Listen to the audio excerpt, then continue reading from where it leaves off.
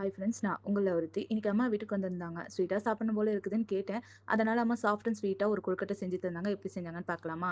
பச்சரிசிய நல்லா அலசிக்கிட்டாங்க. அதனால அலசிட்டு 2 ஹவர் ஊற வச்சுட்டு, ஒரு காட்டன் கிளாத்ல ஒரு 60% ட்ரை ஆகுற மாரி காய வச்சுட்டாங்க.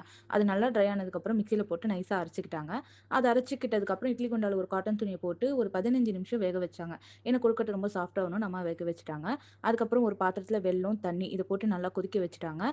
அதுக்கப்புறம் ஏலக்காவ தட்டி போட்டாங்க. இதுல வந்து டஸ்ட் இல்லன்றதால அம்மா வடிகட்டல. அதனால ஸ்ட்ரெயிட்டாவே அம்மா வந்து ஆட் பண்ணிட்டாங்க.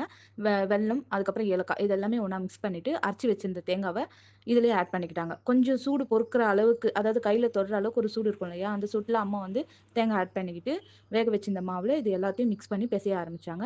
எல்லாமே மிக்ஸ் ஆனதும், அம்மா அவங்க கையாலேயே அழகா பிடிச்சு இட்லி குண்டால வச்சாங்க. 15 நிமிஷம் வேக வச்சாங்க. அதுக்கப்புறம் கம் அவுட் வெரி வெல்ங்க. செம்மையா இருந்தது. சாஃப்ட்டா இருந்தது. சாப்பிடுறதுக்கு அவ்ளோ சூப்பரா இருந்தது. இன்னைக்கு என்னோட டே எங்க அம்மா கையில சாப்பிட்ட கொழுக்கட்டை டேவா தான் இருக்கு. டெய்லி ரொட்டீனா உங்களுக்கு நான் அப்லோட் பண்ணிட்டே இருக்கேன். மறக்காம நம்ம சேனல சப்ஸ்கிரைப் பண்ணிக்கோங்க. நான் உங்கள ஒருத்தி.